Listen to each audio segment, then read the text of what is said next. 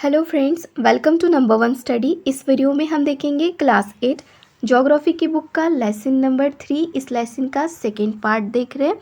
इसके पहले की वीडियो में फर्स्ट पार्ट कंप्लीट कर लिया था। अब देखते हैं factors affecting location of industries. इसका line by line explanation. So industries जहाँ पर लोकेटेड हैं, जहाँ पर सिचुएटेड है, सो कौन से फैक्टर्स अफेक्ट करते, मतलब ऐसी वो क्या चीज़ें हैं जो होनी ही चाहिए, अवेलेबल हैं, तभी वहाँ पर इंडस्ट्री इजीली सिचुएटेड हो सकती है। देखो, फर्स्ट रॉ मटेरियल होना चाहिए, पावर सप्लाई होना चाहिए, इलेक्ट्रिसिटी, लैंड होनी चाहिए, ट्रांसपोर्ट, लेबर, कैपिटल, पैसा होना चाहिए, एंड मार्केट। ठीक है। So, the factors affecting the location of industries are the availability of raw material, कि वहाँ पे raw material होना चाहिए, land, water, labor, power, capital, transport and market। ये सारी चीज़ें हैं, है ना, तभी क्या हो सकती है, इंडस्ट्री इजीली वहाँ पर सिचुएटेड हो सकती है। Industries are situated where some or all of these factors are easily available। Industries ऐसी जगह पर इजीली सिचुएटेड होती है जहाँ पर ये सारे फैक्टर्स इजीली अवेलेबल होते हैं। Sometimes government provides incentives like subsidised power, lower transport cost and other infrastructure so that industries may be located in the backward areas. कभी कभी तो क्या होता है कि गवर्नमेंट क्या करती है, कुछ इंसेंटिव्स लाइक सब्सिडाइज्ड पावर हो गया, पावर में कुछ कमी कर देगा, मतलब पैसों की, ठीक है, लोअर ट्रांसपोर्ट कॉस्ट कर देता है, जिससे क्या होता है ना कि बैकवर्ड एरियाज़ में अगर इंडस्ट्रीज़ है तो वहाँ के एरिया का डेवलपमेंट होता है, क्योंकि industrialization often leads to development and growth of towns and cities. क्योंकि इंडस्ट्रियलाइजेशन से क्या होता है कि जो टाउन सिटीज़ है जहाँ पर इंडस्ट्री है वहाँ का डेवलपमेंट होता है। इसीलिए गवर्नमेंट कभी कभी क्या करती है कि बैकवर्ड एरियाज़ में अगर इंडस्ट्री है तो वहाँ पर मतलब इंसेंटिव्स प्रोवाइड करती है। अब देखते हैं industrial system. An industrial system consist of inputs, processes and output. Industrial system क्या कंसिस्ट करती है, तीन चीज़ें, इनपुट, प्रोसेस और फिर आउटपुट। इनपुट देना है, प्रोसेस होगी, फिर हमें आउटपुट मिलेगा। सो इनपुट्स क्या है, inputs are the raw materials है, labour and cost of land, transport, power and other infrastructure. ये सारे हो गए इनपुट्स, ये हमें देने, ठीक है।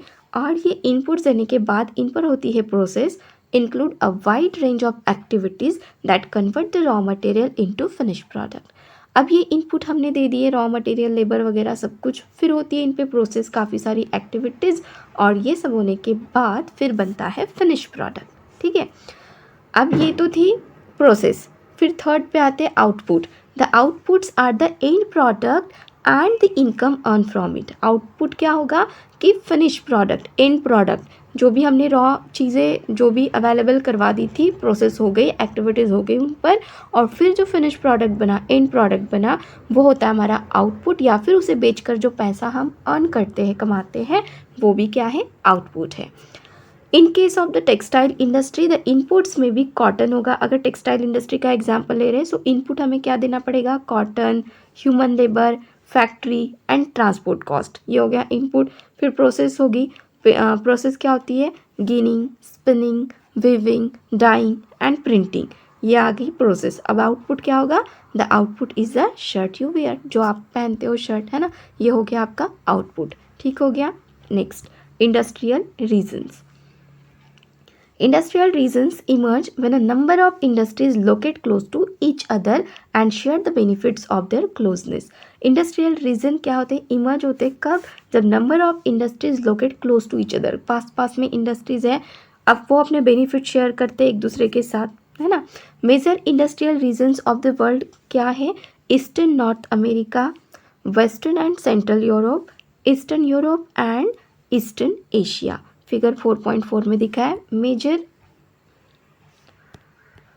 ये रही फिगर 4.4, वर्ल्ड्स इंडस्ट्रियल रीजन। यहाँ पर देखने आपको, देखो इसमें दिखाया है इंडस्ट्रियल रीजन को ब्लैक कलर से एंड वर्ल्ड इंडस्ट्रियल बेल्ट को इस कलर से शो किया है। सो मैप में आपको ढूंढना है, ब्लैक कलर दिखेगा इंडस्ट्रियल रीजन है, और ऐसा कलर दिखता है, सो इसे बोलना है वर्ल्ड इंडस्ट्रियल बेल्ट। देखो मैप में ये रहा, जितना भी ब्लैक है वो क्या है, इंडस्ट्रियल रीजन है, ठीक है। ये सारा इंडस्ट्रियल रीजन और ये वाला बेल्ट है। Okay, major industrial regions tend to be located in the temperate areas. काफ़ी ज़्यादा जो इंडस्ट्रियल रीजन्स है ये कहाँ लोकेटेड होते हैं? टेम्परेट एरियाज में, नियर सी पोर्ट्स के पास and specially near coal fields के पास। India has several industrial region like Mumbai Pune cluster है, Bangalore Tamil Nadu reason, Hooghly reason, Ahmedabad Baroda reason, छोटा Nagpur industrial belt, Visakhapatnam Guntur belt, Gurgaon Delhi Meerut reason and the kolam Thiruvananthapuram industrial cluster. ये सारे इंडस्ट्रियल रीजन है, ठीक है, इंडिया में। अब देखते हैं इंडस्ट्रियल डिजास्टर। डिजास्टर मतलब पता है आपत्ति होती है ना। सो इंडस्ट्रीज की वजह से क्या डिजास्टर होते हैं? इन इंडस्ट्रीज एक्सीडेंट्स और disaster mainly occur due to technical failure और irresponsible handling of hazardous material. Hazardous dangerous material को इररिस्पॉन्सिबली अगर हैंडल करते हैं तो इंडस्ट्रीज में भी डिजास्टर्स आते हैं।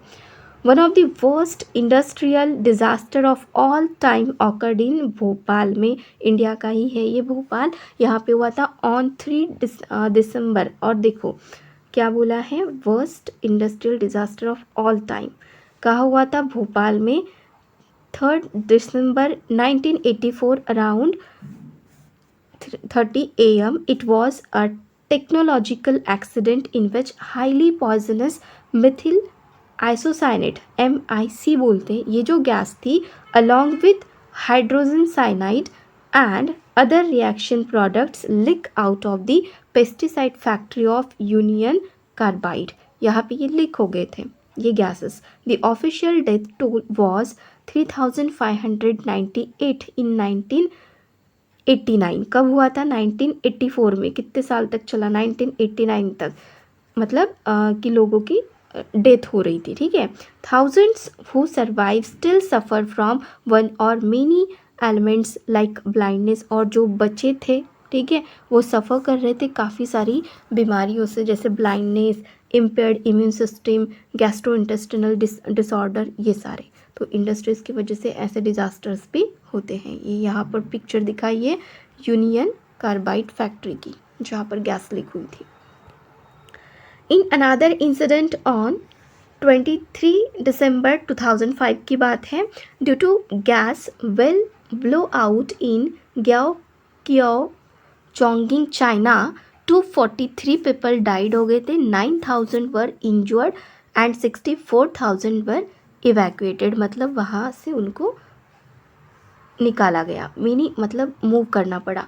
Many people died because they were unable to run after the explosion. काफ़ी ज़्यादा लोगों की डेथ हो गई थी क्योंकि वो वहाँ से भाग ही नहीं पाए थे। Those who could not escape in time suffered burns to their eye, skin and lungs from the gas. देखो क्या हुआ था गैस की वजह से, मतलब ऐसे लोग जो कुड नॉट एस्केप, वहाँ से मतलब भाग नहीं पाए, उन्हें ये सारी चीज़ों को फेस करना पड़ा। आई, स्किन एंड लंग्स बर्न हो गए थे, जल गए थे उनके। रिस्क रिडक्शन मेजर देखो क्या है, densely populated residential areas should be separated far away from the industrial areas, से दूर रखना चाहिए डेंसली पॉपुलेटेड एरियाज को, रेसिडेंशियल एरियाज को।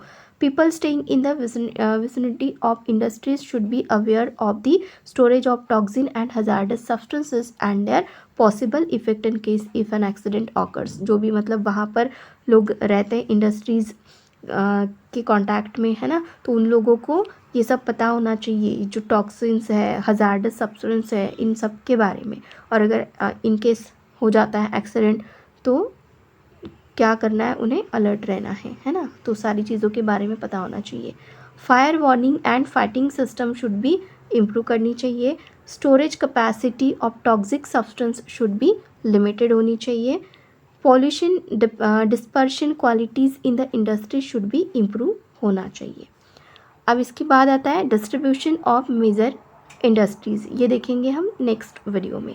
वीडियो अच्छी लगी तो वीडियो को लाइक करना, अपने फ्रेंड्स के साथ शेयर करना और चैनल को सब्सक्राइब जरूर करना। Thank you.